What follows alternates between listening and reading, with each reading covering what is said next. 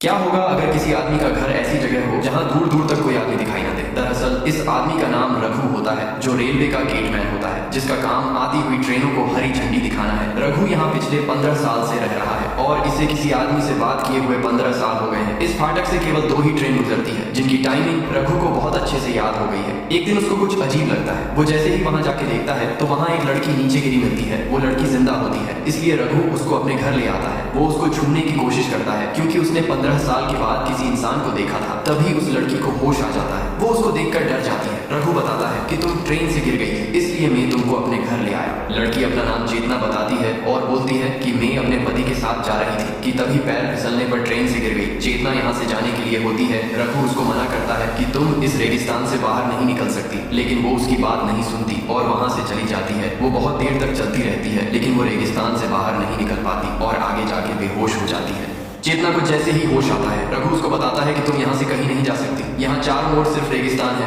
मैं रेलवे का गेटमैन हूँ जो यहाँ 15 साल से रह रहा हूँ। अब रात हो जाती है। रघु उसके लिए खाना बना के लाता है और चेतना के सोने का इंतजाम भी कर देता है और खुद जमीन पर सोता है। अब सुबह हो जाती है। रघु बताता है कि रेलवे वालों का दिन में एक बार कॉल आता है, लेकिन हम कॉल नहीं कर सकते। लेकिन जब कॉल आएगा तो मैं तुम्हारे बारे में रेलवे वालों को बता दूंगा। और तभी कॉल आ जाती है, लेकिन जैसे ही रघु बताने वाला होता है, चेतना कॉल को काट देती है। रघु को कुछ समझ में नहीं आता कि चेतना ने ऐसा क्यों किया। यहाँ चेतना बताती है कि मैं ट्रेन से गिरी नहीं थी, बल्कि जान के कूदी थी। वो अपने बारे में बताती है कि मैं एक डॉक्टर हुआ करती थी। जिंचो नाम का एक लड़का मेरा पेशेंट हुआ करता था। उसका इलाज करते करते मुझे उससे प्यार हो गया था। हम दोनों साथ रहने लगे थे, लेकिन कुछ दिन बाद वो साइको जैसी हरकत करने लगा था। मुझको मारने भी लगा था। उसके डर की वजह से ही मैं उस दिन ट्रेन से कूद गई थी। इसलिए रघु को चेतना से हमदर्दी होने लगती है। चेतना यहाँ नहाने के लिए जाती है। जैसे ही रघु की नजर उस पर पड़ती है, उसको कुछ होने लगता है, क्योंकि 15 साल से रघु ने किसी लड़की को ऐसे नहीं देखा था। वो सिर्फ यहाँ रहकर ट्रेन को हरी झंडी दिखाता है। अब रघु चुपके से उसको देखने की कोशिश करता है और अपने कपड़े पहनने के लिए उसको देता है। अब चेतना नहाकर आ जाती है और उसकी फैमिली के बारे में पूछती है, लेकिन रघु बताता है कि मेरी कोई फैमिली नहीं है। चेतना उसको अपने जख्म दिखाती है जो उसके पति ने उसको दिए होते हैं और रोने लगती है। रघु बोलता है, तुम यहाँ रह सकती हो, तुम्हारा पति यहाँ कभी नहीं आ सकता। और वो उसके कंधे पर अपना सर रख देती है। तभी वहाँ कॉल आता है और रघु ट्रेन को सिग्नल देने के लिए चला जाता है। ये चेतना घर की सफाई करने लगती है और उसको पेपर की कटिंग मिलती है, जिसमें 4 आदमियों के मर्डर की खबर होती है और एक आई कार्ड मिलता है जो असली रघु का होता है। ये देखकर वो बहुत डर जाती है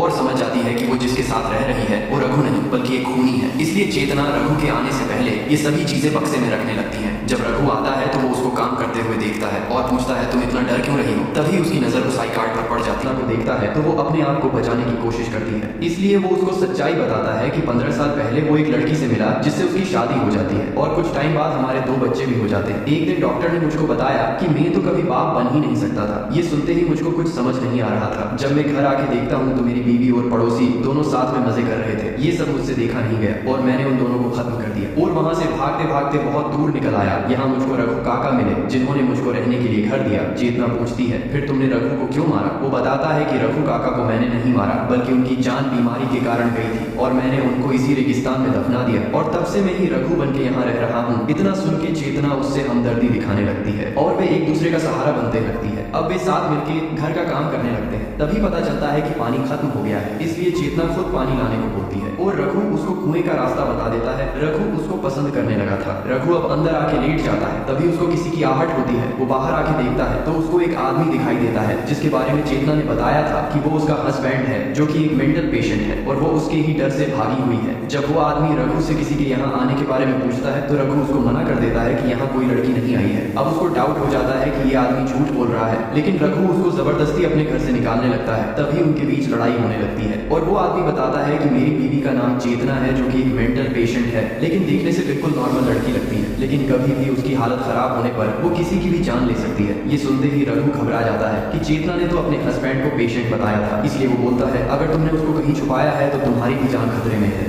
रघु ये बोल के कि तुम्हारी बीवी चेतना यहाँ नहीं है, घर के अंदर आ जाता है। तभी वो आदमी भी अंदर आ जाता है और उसकी नजर चेतना के कपड़ों पर जाती है और वो समझ जाता है कि चेतना यहीं पर है, इसलिए रघु को मारते मारते उसका सुअर बना देता है। तभी रघु के हाथ में रोड आ जाती है और वो उसके रोड मार देता है और वो आदमी शिखा नाम चिल्लाता है। रघु पूछता है, उसका नाम तो चेतना है। वो बताता है, उसका नाम शिखा है, वो एक मेंटल पेशेंट है, वो तुझको भी मार देगी। अब रघु को उस पर थोड़ा विश्वास होने लगता है। यहाँ चेतना कुएं से पानी भरने आई थी, तभी यहाँ रघु आ जाता है और वो जैसे ही उसका नाम शिखा दिखा लेता है उसको बहुत बड़ा शौक लगता है और वो बोलती है कि वो आदमी यहाँ आ गया है ना। रघु पूछता है तुमने मुझसे झूठ क्यों बोला। वो बताती कि मैंने झूठ नहीं बोला, शिखा उस आदमी की पहली बीवी थी जिसको उसने मार दिया है क्योंकि वो आदमी पागल है, लेकिन रघु को उस पर विश्वास नहीं होता। रघु बोलता है मुझको समझ नहीं आता कि तुम दोनों में सच कौन बोल रहा है, और चेतना उस आदमी के सामने आ जाती है। वो आदमी बोलता तुमने मेरे साथ ऐसा क्यों किया, चलो हम दोनों वापस चलते हैं, और वो उसको लेके जाने लगता है। तभी वो आदमी रघु को थोड़े पैसे देने आता है। तभी चेतना पीछे से उसके वो रोड मार देती है और खुद रोने भी लगती है, लेकिन रघु बोलता है तुमने बिल्कुल सही किया, इसके अलावा हम कुछ कर भी नहीं सकते थे, अगर तुम खुद नहीं मारती तो मैं इसको मार देता। लेकिन तभी चेतना बोलती है कि तुम कुछ मत बोलो, तुम तो इस पागल की बातों में आकर मुझको इसके साथ भेजा है।